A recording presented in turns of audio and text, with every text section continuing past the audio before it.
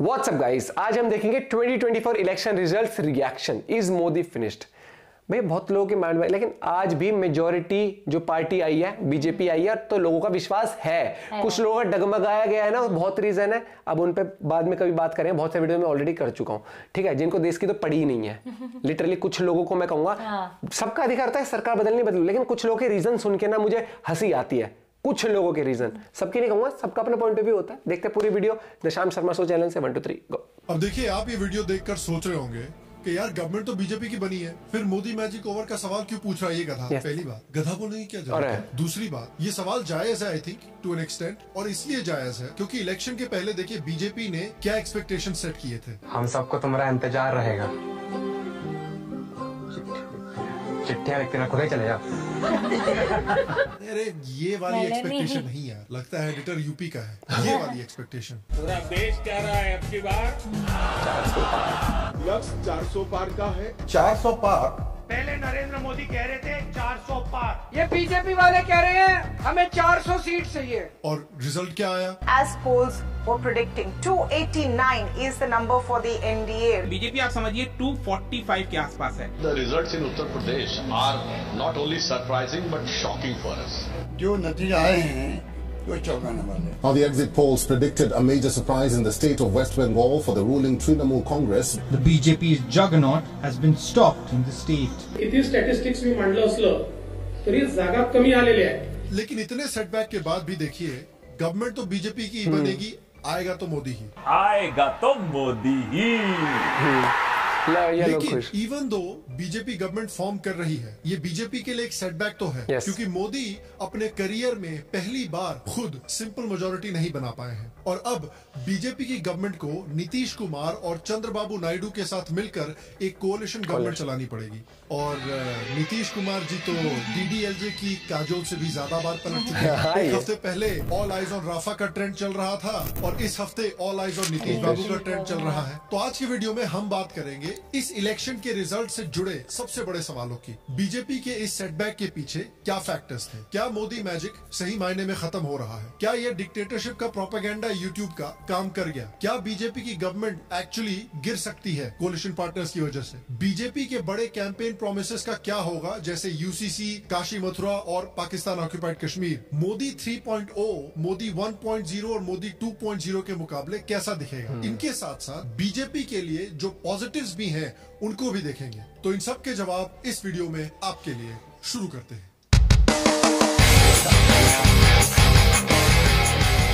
शाम शर्मा शो के इस एपिसोड में आपका बहुत बहुत स्वागत है। मैं हूं सेकुलरिज्म का सीईओ शाम शर्मा, और आप सबको देखिए, जब भी किसी इलेक्शन के रिजल्ट आते हैं तो उससे रिलेटेड मीम्स भी काफी जनरेट होते हैं।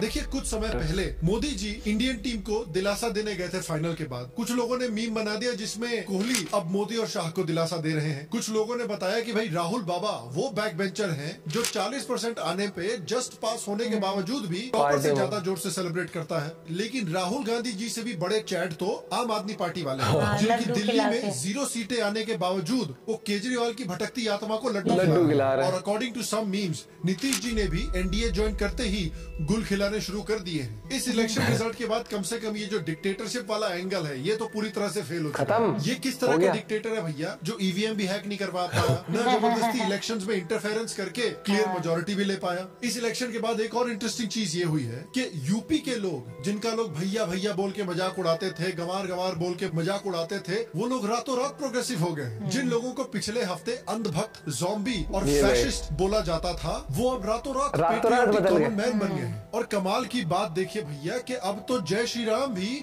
हिंदू नेशनलिस्ट वॉर क्राई नहीं रहा। अक्षय कुमार ने वेलकम मूवी में कहा था ना, मिरेकल, वही हो गया है। अब पानी पूरी बेचने वाले भैया नहीं रहे। और इस इलेक्शन के रिजल्ट के बाद आपने नोटिस किया ही होगा कि लाइफ काफी अनप्रेडिक्टेबल होती है। देखिए, आपने इलेक्शन के ब्रेकडाउन पर बहुत सारे वीडियोस देखे होंगे, और उनमें से एक बड़ा निष्कर्ष ये निकला है कि बीजेपी को यूपी, राजस्थान, महाराष्ट्र और वेस्ट बंगाल जैसे स्टेट्स में सबसे बड़ा घाटा हुआ है। इन सारे स्टेट्स में बीजेपी और सारे पोलस्टर्स एक्सपेक्ट कर रहे थे कि वो बहुत अच्छा परफॉर्म करेंगे। अब आपने देखे सारे रिजल्ट्स तो देख ही लिया होंगे, लेकिन अब ये सोच रहे होंगे कि इन रिजल्ट्स के पीछे रीजंस क्या हैं। देखिए कई एनालिस्ट को स्टडी करके हमने कंपाइल किए हैं कि the following are the reasons कि क्यों बीजेपी ने इस इलेक्शन में 2019 के मुकाबले अंडर परफॉर्म किया। पहला, कास्ट मैट्रिक्स के गेम में ऑपोजिशन पार्टीज ने बीजेपी को मात दी। लोकल लीडरशिप को इग्नोर करके बुरे कैंडिडेट्स को चुना गया। इस इलेक्शन में आरएसएस ने साइडलाइन फील किया और प्रॉपर्ली कैंपेन नहीं किया बीजेपी के लिए। बीजेपी टॉप लीडरशिप में एक एरोगेंस था कि सिर्फ मोदी जी के नाम पे ही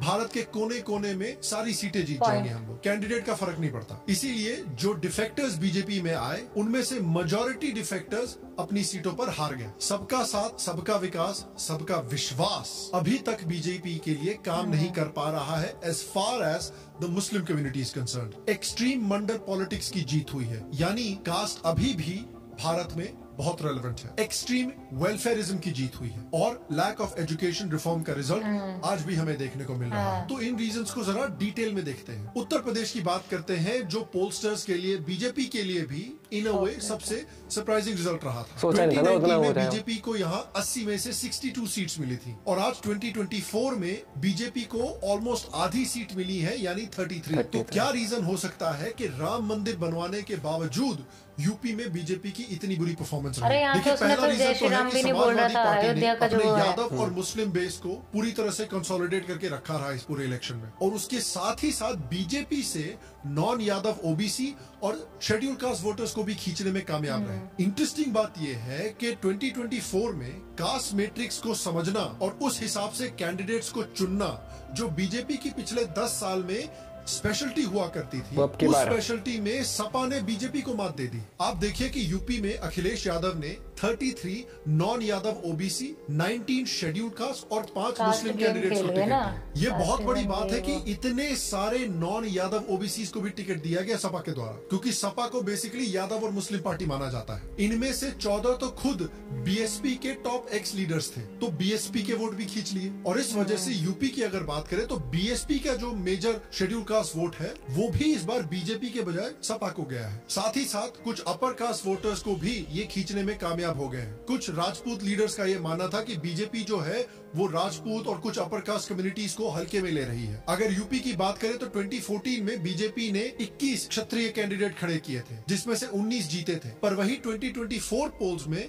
अराउंड 10 राजपूत कैंडिडेट्स खड़े किए थे और बीजेपी के लीडर जैसे पुरुषोत्तम रूपाला के कंट्रोवर्शियल स्टेटमेंट से भी कुछ राजपूत कम्युनिटी के लीडर्स नाराज हो गए थे। राजस्थान में बीजेपी 7 ऐसी सीटें हारी है जहां पर राजपूत कम्युनिटी ने प्रोटेस्ट किया था। और अगर अयोध्या की बात करें तो यहाँ पर कैंडिडेट्स का सिलेक्शन आपको क्लियरली दिखाई पड़ता है कि राम मंदिर बनवाने के बाद भी आप फैजाबाद में कैसे हार गए। फैजाबाद के लोगों का कहना है कि लल्लू सिंह जो है वो वहाँ के अच्छे कैंडिडेट नहीं थे, वो बेसिकली उन्होंने काम करना बंद कर दिया था कि भाई मंदिर बन गया, अब काम करने की क्या जरूरत है, मंदिर के नाम पर जीतेंगे और मोदी जी के नाम पर जीतेंगे। अयोध्या के कुछ लोगों का ये भी कहना है कि मंदिर बनवाने के लिए जो बहुत सारे रोड्स को बड़ा किया गया था, एरिया को क्लीन किया गया था, उसमें बहुत सारी दुकानें घर, लेकिन दुकान के मालिकों को एडिक्वेटली कॉम्पनसेट नहीं किया गया था। तो कुछ पैसा वैसा कुछ नहीं, कुछ हरियाणा नहीं मिला, 1 रुपया नहीं दिए।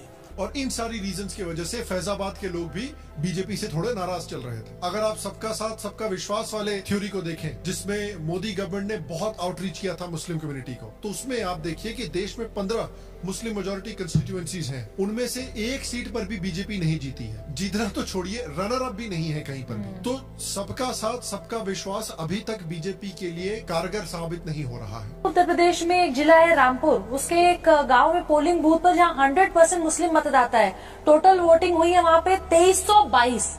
उस गांव में 532 घर दिए हैं प्रधानमंत्री आवास योजना के तहत। इस पोलिंग बूथ पर भाजपा को एक भी वोट नहीं मिला। प्रॉब्लमैटिक बात एक और रही है कि पंजाब को अगर आप देखें तो वहां पर अमृतपाल सिंह और एक और खालिस्तानी सीटें जीते हैं। अमृतपाल सिंह तो जेल में रह के भी जीत गया इलेक्शन, बताइए। अमृतपाल की तरह ही जम्मू कश्मीर के बारामूला सीट से भी इंजीनियर राशिद नाम के एक बंदे ने इलेक्शन जीता है, जो खुल्ला सेपरेटिस्ट है। इसने तो ओमर अब्दुल्ला को हरा दिया है। तो जो फैक्टर्स हमने इनिशियली बात किए थे, उन फैक्टर्स को देखते हैं। पहला फैक्टर है कि क्या यूट्यूब का बहुत फर्क पड़ा है। आप अगर ऐसा मानना चाहते हैं तो ठीक है, लेकिन 2019 में तो फर्क नहीं पड़ा था। 2019 में भी इन्होंने बहुत थोड़ा सा ज्यादा, और अगर आप इन यूट्यूबर्स के डेमोग्राफिक्स को भी मुझे देखेंगे लगता है तो इनके मेजर ऑडियंसेस जो है वो अर्बन सेंटर्स में है, चाहे टियर 1 या टियर 2। इन जगहों पर मोस्टली बीजेपी ने बहुत अच्छा परफॉर्मेंस दिया। लेकिन डिक्टेटरशिप का मुद्दा उठाया था, लेकिन डिक्टेटरशिप वाले मुद्दे में लोगों का इंटरेस्ट नहीं था। बीजेपी को जो सबसे ज्यादा हानि हुई है वो 3 चीजों से हुई है, कास्ट, वेलफेयर और कैंडिडेट्स। कास्ट को अगर आप देखें तो कास्ट मैट्रिक्स में मैंने जैसा बताया कि सपा ने बीजेपी को 2024 में काफी अच्छे से मात दे दी है। ऑपोजिशन ने सक्सेसफुली ऐसा शो किया कि बीजेपी अगर इलेक्शन जीतती है तो वो कॉन्स्टिट्यूशन को चेंज कर देंगे और शेड्यूल्ड कास्ट, शेड्यूल्ड ट्राइब्स का रिजर्वेशन हटा देंगे। जो संविधान बदलने निकले हैं, देश की जनता उन्हें बदलने का काम करेगी। लोगों ने वैसा डर, वो चीज। किसी ने पूछा कि 400 सीट क्यों चाहिए, बड़े बड़े काम करने हैं। यहाँ भी ये संविधान बदलेंगे या कि अब चुनाव नहीं होंगे इस देश के अंदर और बस मोदी जी जब तक रहेंगे। क्या झूठा फैलाया है, बहुत। इसने तो डे वन से झूठ बोला है कि अगर चुनाव में जीत होगी तो कॉन्स्टिट्यूशन को बदल दिया फोन पे बोला था कि ये व्हाट्सएप करा था बीजेपी ने। बीजेपी इसको प्रॉपर तरीके से काउंटर नहीं कर। ये हम उसके फर्स्ट ऊपर डे से से बोल रहे फैजाबाद हैं। के लल्लू सिंह ने एक और कंट्रोवर्शियल रिमार्क दे दिया था कि बीजेपी अगर 2/3 मेजोरिटी में आ गई तो बदल देंगे कॉन्स्टिट्यूशन। शेड्यूल कास्ट वोटर को लगने लगा कि कॉन्स्टिट्यूशन बदल देंगे मतलब तो रिजर्वेशन हटा देंगे। उसके साथ साथ ऑपोजिशन ने यह भी दिखाया कि एक्सट्रीम वेलफेयरिज्म अभी भी भारत में बहुत सक्सेसफुली चल रहा है। आप मुद्रा, उज्ज्वला, स्किल अप स्कीम जैसे कितने भी स्कीम बनाएं, लेकिन अल्टीमेटली भारत जैसे देश में जहां बहुत सारे लोग गरीब हैं, जहां अभी भी जॉब्स की प्रॉब्लम है, वहां पर लोगों को उनके पॉकेट में डायरेक्ट पैसे भेजने की स्कीम सबसे सक्सेसफुल साबित हुई है। देख ले, देखिए, the proof is in the pudding. Rahul Gandhi और इंडिया अलायंस ने ठकाठक प्रॉमिस किया, उनको वोट मिले। 8,500 रुपए महीने के भाई यहाँ वही चल सकता है जो फेंक नहीं जानता है लंबी वेस्ट लंबी। बंगाल में औरतों को दीदी ने 1000 रुपया पर महीना ठकाठक प्रॉमिस किया, उनको वोट मिले। इनफैक्ट बीजेपी को भी अगर देखें तो मध्य प्रदेश में जो शिवराज सिंह चौहान मामा है, मामा ने लाडली बहन योजना में औरतों को फ्री में पैसे प्रोवाइड करने शुरू किए। मध्य प्रदेश को क्लीन स्वीप कर लिया बीजेपी ने। क्योंकि आज शाम को ही मैं आपके खाते में लाडली बहना योजना के इन्होंने तो करा बहुत पहले से करता है। 1000 और फिर हर महीने की 10 तारीख को ये 1000 रुपया आपके खाते में लगातार आते रहेंगे। तो क्लियरली ये जो एक्सट्रीम वेलफेयरिज्म वाली स्ट्रेटेजी है, ये ऑपोजिशन की टू एन एक्सटेंट काम कर गई। उसके बाद बात करते हैं कैंडिडेट्स की। तो गलत चॉइस ऑफ कैंडिडेट्स के साथ साथ बीजेपी की एरोगेंस की भी बात करनी पड़ेगी थोड़ी। देखिए, बीजेपी के लोगों को ये आइडिया था कि मोदी के नाम पर ही पूरा इलेक्शन जीत लिया जाएगा, और ये एरोगेंस देखिए थोड़ा सा तो फेल हुआ है। इन्होंने सोचा था कि भाई हम कोई भी लीडर कहीं से भी खड़ा कर देंगे। इन्होंने हर एक पार्टी से डिफेक्टर्स जमा किए और लोकल बीजेपी या आरएसएस के कार्यकर्ताओं के बजाय इन डिफेक्टर्स को टिकट दे दिया। और आप देखिए कि ये स्ट्रेटजी काफी बुरी तरह से बैकफायर की है कि बीजेपी ने 110 डिफेक्टर कैंडिडेट्स को खड़ा किया था, उनमें से 69 हारे हैं, यानी ओवर 60% डिफेक्टर कैंडिडेट्स हारे हैं। ये दिखाता है कि बीजेपी ने लोकल लीडरशिप को इग्नोर किया, अपने कार्यकर्ताओं को इग्नोर किया, उनके सजेशंस को इग्नोर किया, क्योंकि वो अपनी पार्टी को ग्रो करने और खुश रखने से ज्यादा ऑपोजिशन को ह्यूमिलिएट करने में इंटरेस्टेड थे। और इसका एक प्राइम एग्जांपल है कि किस तरह से पोटेंशियली आरएसएस को एटलीस्ट उत्तर प्रदेश में साइडलाइन किया गया है। आपने देखा होगा कि जेपी नड्डा जैसे सीनियर लीडर्स ने ऐसा कहा था। जनता पार्टी किसी को सब्सक्राइब नहीं करती। भगवा does not mean Bharatiya Janata party. Bharatiya Janata party means सबका साथ, सबका विकास, सबका विश्वास, सबका प्रयास, और हम उसको लेकर के चले हुए हैं। आप अगर देखिए ये बयान, तो बेसिकली राहुल गांधी के लेवल का बयान नहीं है।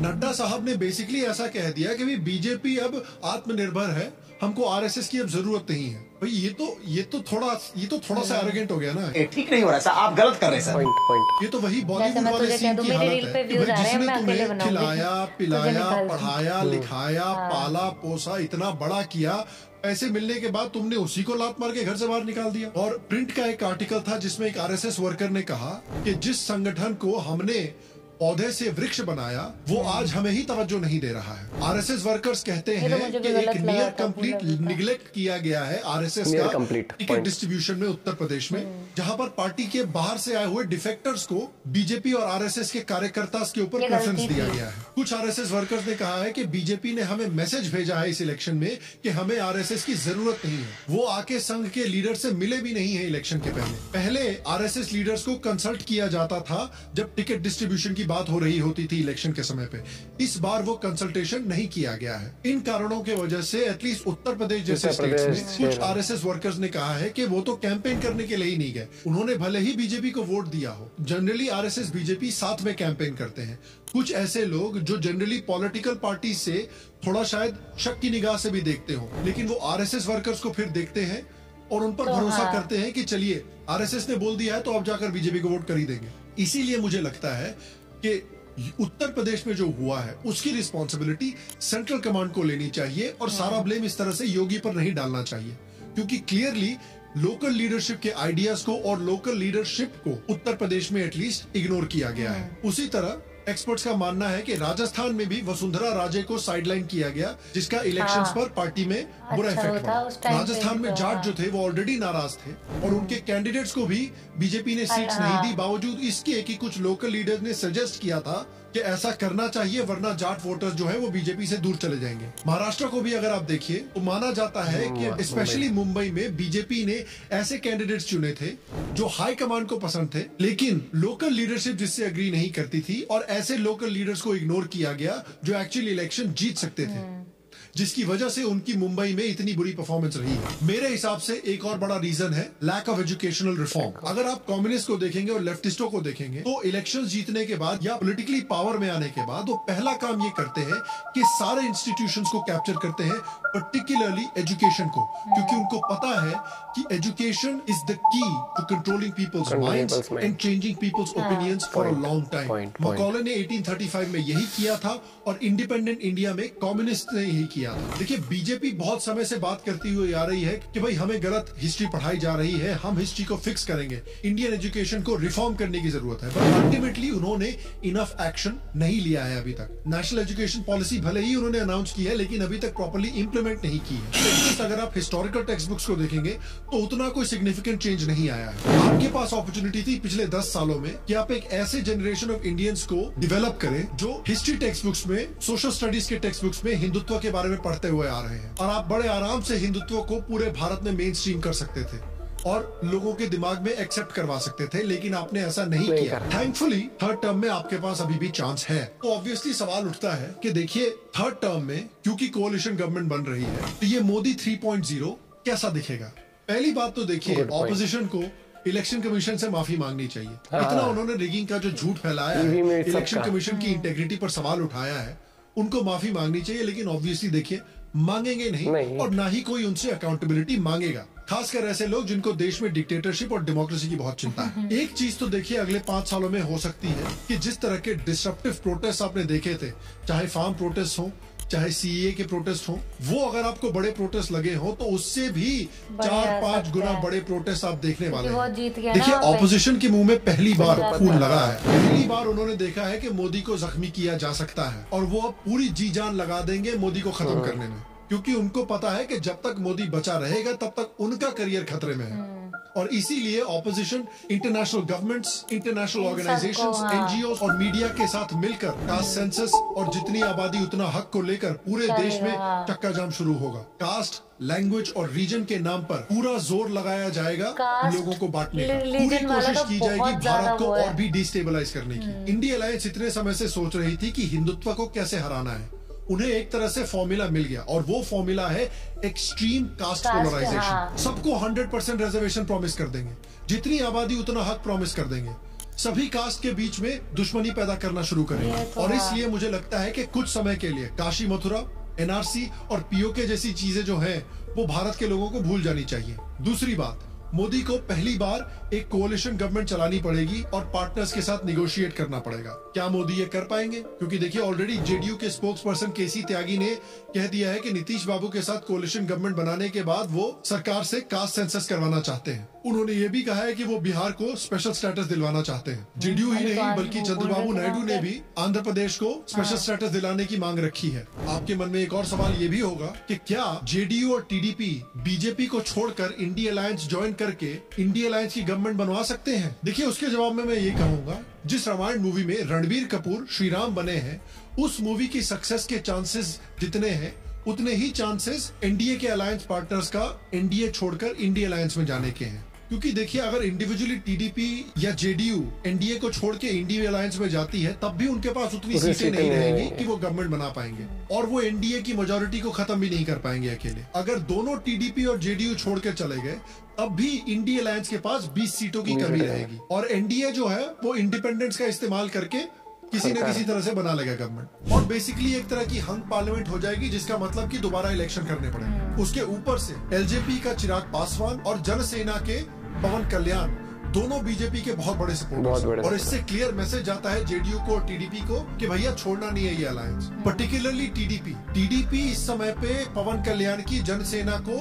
नाराज नहीं करना चाहता, क्योंकि जो कप्पू कम्युनिटी है, जो बहुत इन्फ्लुएंशियल है आंध्र प्रदेश की पॉलिटिक्स में, उनका बहुत सारा वोट जनसेना के पास गया है, और उस कप्पू कम्युनिटी ने जनसेना की वजह से टीडीपी को वोट दिया है। 2019 में कप्पू कम्युनिटी ने टीडीपी को वोट नहीं दिया था, जिसकी वजह से इतनी बुरी तरह से टीडीपी हारी थी। तो टीडीपी तो देखिए, मुझे नहीं लगता छोड़ के जाएगी। सिमिलरली नीतीश कुमार के पास भी क्या इंसेंटिव है इंडिया अलायंस में जाने का? जो एम्बिशन उनके पास है सेंट्रल गवर्नमेंट में, वो एम्बिशन उनका एनडीए में भी पूरा हो सकता है। क्या वहाँ 15 पार्टियों के साथ जाके पसंद करेंगे? चंद्रबाबू नायडू के लिए मेन इंपॉर्टेंट ये है कि भाई आंध्र प्रदेश डेवलप हो, अमरावती को जो स्टेट कैपिटल बनाना है उसके लिए लैंड मिले, फंडिंग मिले, वो बीजेपी उनके लिए करवा देगी। इसीलिए जो ब्रॉड पॉलिसीज हैं, वो जिस तरह से 2019 में चल रही थी उसी तरह से चलती रहेगी। जहां तक फॉरेन पॉलिसी है, रशिया के साथ रिलेशन, चाइना, पाकिस्तान, वो भी नहीं बदलेगा। इकोनॉमिकली भी अगर आप देखिए तो टीडीपी और बीजेपी डिसएग्री नहीं करते, और जेडीयू भी आइडियोलॉजिकली इतना रिजिड नहीं है economically, as long as Bihar को पैसे मिलते रहे। इकोनॉमी के एंगल से अगर आप देखें भी, तो अगर आप लोग ये चिंता कर रहे हो कि भाई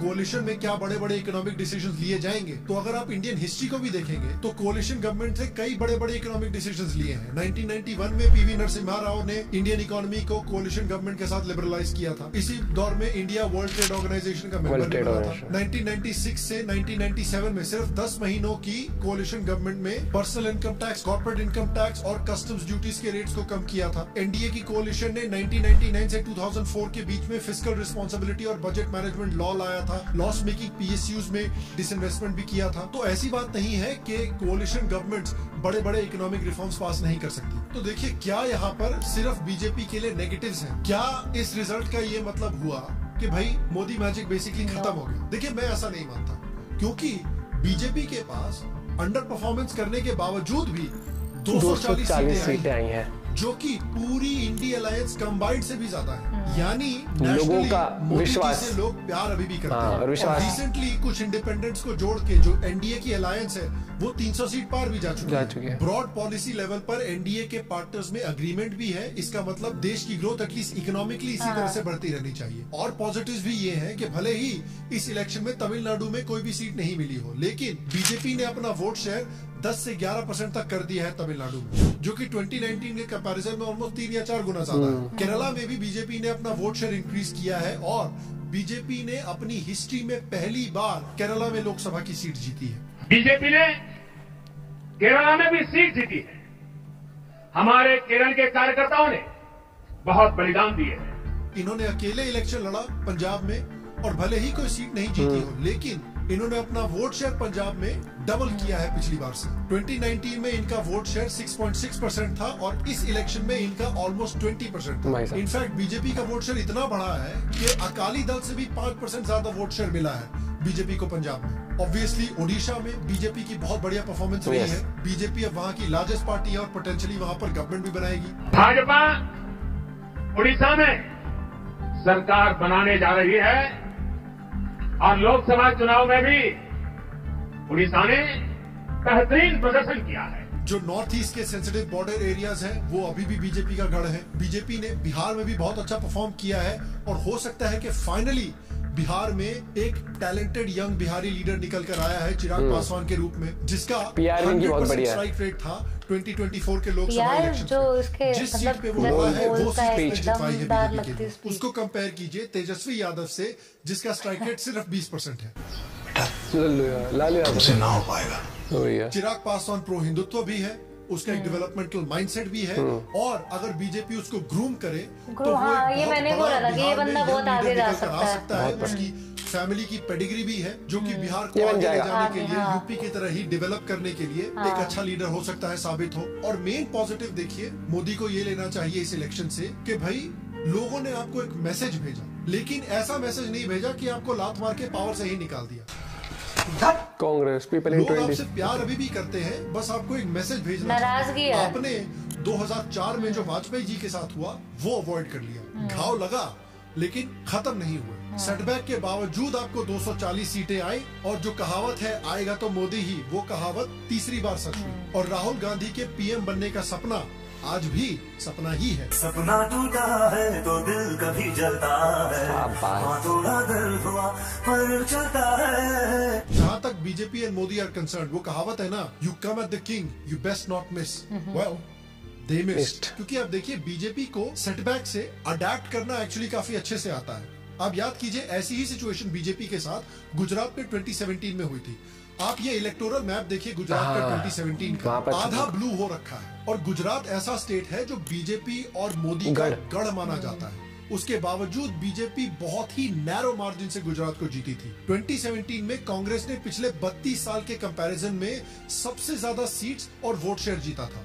ये कांग्रेस के लिए एक हिस्टोरिक परफॉर्मेंस मानी जाती थी, और बीजेपी के लिए एक बहुत बड़ा सेटबैक। 2024 की तरह ही सेटबैक हुआ, लेकिन खत्म नहीं हुआ। और बीजेपी ने इस सेटबैक से सबक सीखा, और 2022 के असेंबली इलेक्शंस में क्या हुआ, भारतीय जनता पार्टी ने एक सुपर मेजॉरिटी जीती 156 सीट्स लाकर। इतनी सीटें गुजरात की हिस्ट्री में किसी पार्टी ने नहीं जीती। The BJP has raced to its best ever result in Gujarat with the Aam Aadmi Party cutting into Congress votes. Congress को 30 साल के कंपैरिजन में अपनी लोएस्ट टैली मिली सीट्स की 2022 के इलेक्शन। आई ओपनर है, देखिए ये इलेक्टोरल किस तरीके से कैसे बदल गया, भगवा हो रखा है। और आप देखिए मध्य प्रदेश में, छत्तीसगढ़, राजस्थान में, इन सब में बीजेपी हारी 2018 में, लेकिन बीजेपी ने इन सेटबैक से सबक सीखा, अडेप्ट किया, और 2023 में सारे इलेक्शंस जीते। तो इस पार्टी को क्लियरली उठना आता है और अपनी गलती से सीखना आता है। इतना तो आपको मानना पड़ेगा। तो जो बीजेपी ने बिहार में और उड़ीसा में अच्छी परफॉर्मेंस की है, उसको वो कंसोलिडेट कर सके, और यूपी, मध्य प्रदेश, महाराष्ट्र और राजस्थान जैसे स्टेट्स में जो अपनी परफॉर्मेंस दी थी, उस परफॉर्मेंस को इम्प्रूव कर सके, तो 2029 का जो रिजल्ट है वो 2019 जैसा ही दिख सकता है। तो कंक्लूजन में बीजेपी को और पॉलिटिकल पार्टीज को लेसन्स क्या सीखने चाहिए 2024 के इलेक्शन से? देखिए, लोकल लीडरशिप को ट्रस्ट कीजिए, बहुत जरूरी है, उनको रिस्पेक्ट दीजिए। योगी और चिराग पासवान जैसे लीडर्स को अपने स्टेट्स में छूट दीजिए, और सेंट्रल कमांड से माइक्रो मैनेजमेंट इन लीडर्स की मत कीजिए। इंडिया अलायंस के एक्सट्रीम वेलफेयरिज्म की स्ट्रेटेजी का जवाब आप भी एक्सट्रीम वेलफेयरिज्म से ही दीजिए। 2014 और 2019 में आपने लेफ्ट पार्टीज को लेफ्ट से ही फ्लैंक किया था। आपने जैम ट्रिनिटी दी, उज्ज्वला, मुद्रा, टॉयलेट्स, इन सब स्कीम्स के थ्रू। अब अगर वो लोगों के पॉकेट में पैसे प्रॉमिस कर रहे हैं तो आप भी कीजिए, और उनसे भी ज्यादा एफिशिएंट तरीके से कीजिए।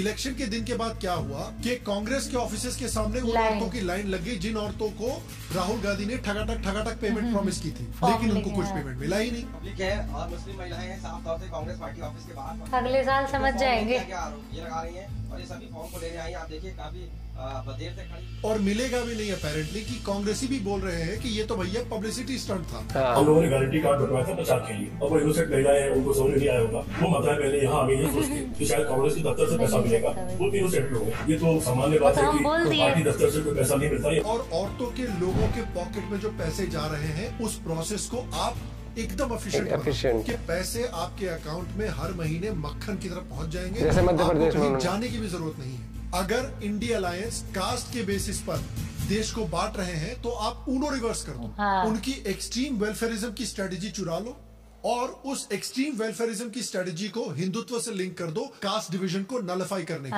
लिए। एक तरफ सबके पॉकेट में पैसा डालो, दूसरी तरफ उनको हिंदुत्व से जोड़ते रहो, और रीजनल लीडर्स को भी शायद रिस्पेक्ट देना शुरू करो। पंजाब में हो सकता है अकालियों के साथ रिलेशनशिप दोबारा बनाइए, क्योंकि अब अकाली आपके सीनियर पार्टनर नहीं है, अब अकालीज और आप बराबर लेवल पर आ गए ना वोट शेयर में। पंजाब में अप्रोच कीजिए। अकालीज भले ही प्रो भिंद्रन वाले हों, लेकिन सेपरेटिज्म एटलीस्ट ओपनली सपोर्ट नहीं करते। महाराष्ट्र में भी उद्धव ठाकरे के साथ दोबारा रिलेशनशिप बनाए। ऑलरेडी इलेक्शन के एक दिन के बाद भी अफवाहें फैलना शुरू हो गई थी कि पोटेंशियली उद्धव ठाकरे ने एनडीए के साथ निगोशिएट करना शुरू कर दिया है। Uddhav Thackeray not present in the meeting today. Unwell, many people say, but the fact is these 9 members of parliament doesn't make Uddhav Thackeray very big to bargain much in this alliance. People say, and I'm telling you, these are the whispers in the corridor. Uddhav Thackeray sending a bit of feelers, trying to get back to the NDA. Better because the ideologies of the alliance are more stable there. Clearly, face savers will have to be found, determined, and given to Uddhav Thackeray. But he'd rather be, that's how whispers in the corridors are going, that he'd rather be present with the NDA than with the India alliance, where he clearly does not have the clout as of now with the numbers that he has in this, in the Lok Sabha. और देखिए sense भी बनता है कि उद्धव ठाकरे की जो Hindutva ideology है वो इंडिया अलायंस में तो मेल खाएगी नहीं। उनका नेचुरल बीजेपी की आइडियोलॉजी के साथ मेल खाता है। कई सालों से ये महाराष्ट्र में पार्टनर्स रह चुके हैं। महाराष्ट्र के इलेक्शन भी आने वाले हैं। महाविकास आघाड़ी में ऐसे भी मतभेद होता रहता है। अगर बीजेपी ने उद्धव ठाकरे को अप्रोच किया और बोला कि आपको सीएम बना देंगे, तो आई थिंक उद्धव ठाकरे दोबारा एनडीए में आने को तैयार हो जाएंगे और कास्ट मैट्रिक्स को दोबारा स्टडी करें, उसको इम्प्रूव करें, लोकल लीडर्स की बात सुने, कैंडिडेट्स एरोगेंस थोड़ा कम करें। और फाइनली बीजेपी का ट्रैक रिकॉर्ड ये दिखाता है कि बीजेपी जनरली अपनी गलतियों से सीखती है। तो क्या वो अपनी गलतियों से सीखकर 2019 जैसे रिजल्ट में तब्दील कर सकती है? ये तो समय ही बताएगा। और देश के लोगों को मैं ये कहना चाहता हूँ कि भारतीय और खासकर हिंदू कभी निराशावादी नहीं हो सकता। तो देखिए, बीजेपी वाले बनिए, कांग्रेसी बनिए, समाजवादी पार्टी वाले बनिए, लेकिन निराशावादी मत बनिए। बाकी मैं आपसे पूछना चाहता हूँ, आपके हिसाब से क्या मोदी मैजिक खत्म हो गया है? क्या बीजेपी को एक नया लीडर चुनना चाहिए? आपको क्या लगता है? नीचे कमेंट सेक्शन में मुझे जरूर बताएं। बाकी मैं आपसे अगले एपिसोड में मिलूंगा और तब तक स्वस्थ रहें, सुखी रहें, फिर मिलेंगे। और आप सबको कुछ कहना चाहेगी? 2 शब्द। नहीं, मुझे इस सबसे मोदी मैजिक की अगर मैं बात करता हूँ, अगर मैं एक बात बताऊं, तू पहले बता। चल। उसने कांग्रेस का पेज था, ऑफिशियली था, पता नहीं, उसने एक मीम शेयर किया हुआ था ऐसे करके, कुछ चेन हमारे दो ऐसे, इधर नीतीश और इधर कौन थे वो, जेडीयू के हैं, सॉरी उसके टीडीपी के नायडू कौन है, वो थे, उनके हाथ में चेन थी, एक तरफ अमित शाह, एक तरफ मोदी जी, कि मतलब ये चलाएंगे। अगर मैं इस मीम से देखूं तो उस हिसाब से तो राहुल गांधी और जो भी उनके साथ में एक और खड़ा कर दो, और उस हिसाब से तो 25-27 लोग चला रहे होते हैं चेन से, समझ रहे हैं? तो मुझे ये नहीं समझ आता कि ऐसी जो गवर्नमेंट है, ठीक है, जिसे कहते हैं कोएलिशन गवर्नमेंट जो है, ठीक है, तो यहाँ तो फिर भी इतने हैं, वहाँ कितने होते? 27 इसमें अभी भी जो मेजर पार्टी है वो बहुत ज्यादा वोट शेयर लेके आई है, 240 तो उन्हीं के है ना।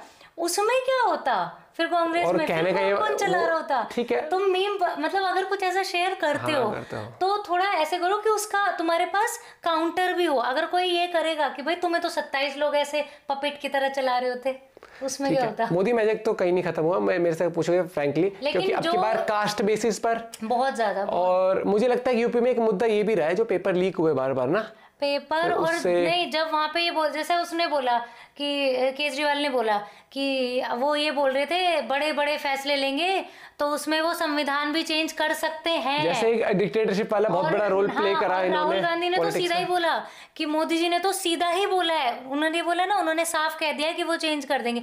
इस चीज का काउंटर किसी ने नहीं करा। 2019 से शुरू कर दिया गया था, डिक्टेटरशिप संविधान खतरे में है, वो करते करते मान लो मैं कल को अपने मोहल्ले में जाके ये बोल दूं, अरे पता है वो फलाना आदमी क्या बोल रहा था, और मुझे कोई काउंटर ना, कोई ये बोल लेना है कि नहीं हमने तो ऐसा बोला नहीं है, कहाँ लिखा है, या तो सब मेरी बात इजीली मान लेंगे। तो ये बीजेपी की गलती थी कि उन्होंने एक भी टॉपिक को काउंटर चीजें हैं जिनके ऊपर अगर वर्क करेंगे तो बीजेपी मुझे लगता है कि अब की बार जब आएगी तो वो 2019 का भी रिकॉर्ड तोड़ देगी। ठीक है, सेटबैक सबको मिलते हैं, लेकिन आप जीत को ये नहीं कहोगे ना कि गलतियों से सीखते हैं। मतलब अब आप क्या कहोगे कि पाकिस्तान हार गई, लेकिन आप ये इंडिया की जीत को जीत नहीं कहोगे। क्यों? क्योंकि इंडिया ने 150-200 रन नहीं बनाए।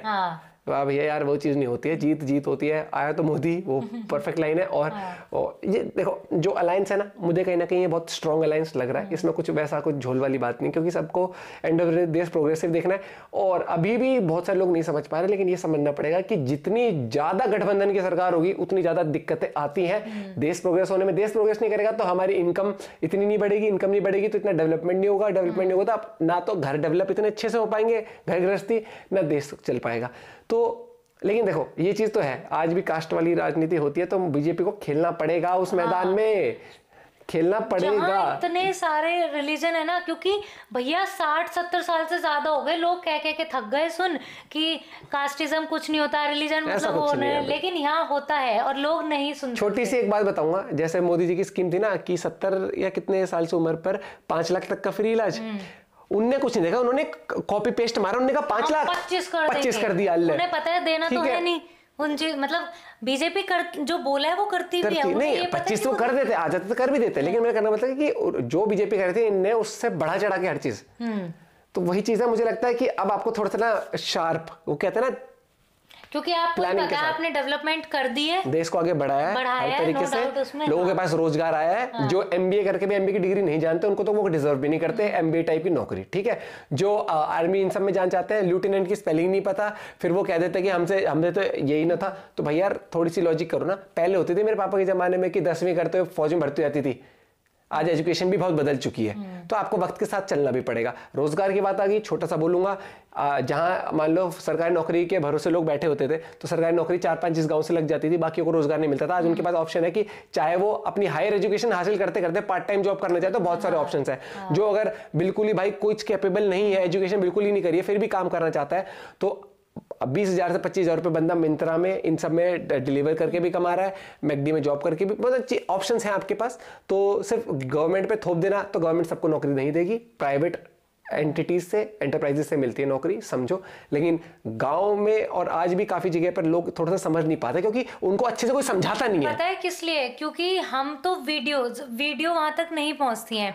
कांग्रेस ने क्या करा था, उन्होंने जहाँ फीमेल्स थी, जैसे कोई स्कूल है वहां पे बहुत सारी फीमेल इकट्ठी करी, किसी फीमेल को भेजा कि तुम समझ रहे है, तूने बीजेपी का कहीं ऐसी कैंपेन नहीं देखी होगी, उन्होंने जाके कि सुनो, उन्हें मतलब नहीं है इस हाथ पे तुम वो इस पंजे पे बटन दबाओगे, वीडियो बता रही हूँ मैं, तो ये नहीं तो वो महीने में इस पे बटन दबाओगे तो महीने में तुम्हें इतने पैसे मिलेंगे, कि जैसे यहाँ आप लगा दोगे तो आधार कार्ड में आपका वो चढ़ जाएगा। उन्हें इस तरीके से, अब गाँव का जो बिल्कुल एकदम वैसा है, जो बिल्कुल ही अनपढ़ नहीं, उसके लिए तो अच्छा यहाँ बटन दबाने से पैसे आ रहे हैं। मुझे लगता है आज भी ग्राउंड लेवल पर जाके लोगों को बताना चाहिए, भाई देखो सरकारी नौकरी नहीं, आपको जो ग्राम पंचायत लेवल पर जितने भी लोकल नेता होते हैं, बहुत सही बोला, लोकल कार्यकर्ता को रिस्पेक्ट दो, उनको ये बताइए कि भैया गांव में आप ना सभा करो और ये बताओ सरकार कैसे काम कर रही है। कि जब सरकारी नौकरी निकलती थी पहले भी और आज भी 4 लोग की लग गई मान लो सरकारी नौकरी, बाकियों के लिए रोजगार कहां से आएगा? तो सरकार जब प्राइवेट कंपनियां लाएंगी, बड़े बड़े उद्योग लगेंगे, तो उनमें नौकरी लगेगी।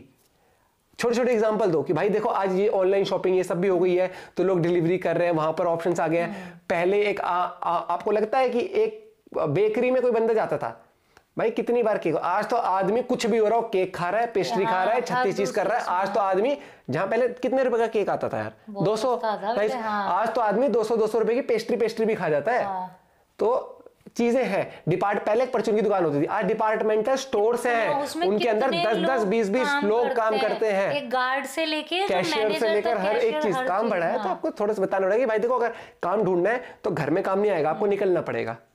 जैसे अगर आप खेती भी कर रहे हो तो आपके घर के अंदर खेत नहीं है ना, आपको खेती करने में खेत तक जाना है, तो अगर आपके आसपास रोजगार नहीं, आपको बाहर निकलना पड़ेगा। कितने जिम खुले हुए हैं, कितने पार्लर, सरकारी नौकरी मिलती है, फौज की नौकरी मिलती है, तब भी घर के पास तो नहीं फौजी लगते आप तब भी बॉर्डर पे, जहां सरकार जहां पर अपनी आर्मी ट्रांसफर करती है वहां जाते हैं ना। तो वैसे ये जब रोजगार, लोग कह देंगे हमारे यहाँ पर तो फैक्ट्री नहीं, भाई हर जगह पॉसिबल नहीं है फैक्ट्री आना, तो दूसरी चीज रोजगार ढूंढना पड़ेगा। ऐसा भी नहीं है कि अगर आपके घर में 5 लोग हैं, 5 के 5 सरकारी नौकरी पे, एक लग गया, बाकी 4 भी तो कुछ करेंगे। उनके लिए ये बताओ कि सरकार किस तरीके से काम करेगी, जिनकी सरकार नहीं लग रही थी पहले भी और अभी नहीं लगती, वो कैसे आज के टाइम पे कमा सकते हैं। सिक्योरिटी गार्ड भी लोग लग रहे हैं, अगर बिल्कुल भी हर एक चीज कार्यकर्ता थे ना, उन्हें ज्यादा पता होता है भाई वहां के।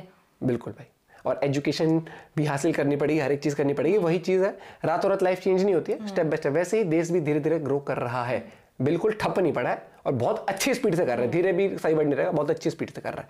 बाकी आई ओपनर है मोदी जी के लिए, बीजेपी के लिए, और इनको ग्राउंड लेवल पर काम करना पड़ेगा।